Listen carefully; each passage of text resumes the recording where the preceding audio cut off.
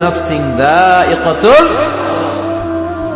রব্বুল আলামিন বলবেন মালাকুল মাউত কেঁদো না, এটাই দুনিয়ার বিধান, আমি আল্লাহর দেয়া বিধান, এটাই জন্মালেই মরতে হয়। যাও, জান্নাত জাহান্নামের মাঝখানে একটা জায়গা আছে, জায়গাটার নাম হলো আরাফ। এই আরাফের মধ্যখানে যে দাঁড়াও, ওখানে যে মালাকুল মাউত কাঁপতে থাকবে।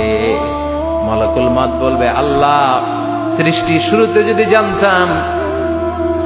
শুরুতে যদি জানতাম সবাইকে মৃত্যুদান করার পরে, রূহ কবজ করার পরে আমাকেও মরতে হবে, তাহলে এই কঠিন দায়িত্বের ব্যাপারে আপনার কাছে ক্ষমা চাইতাম।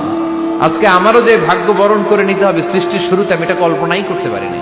আল্লাহ বলবেন, নো টক, মউত, ইয়া মালাকাল মাউত, মরে যা, মরে যাও।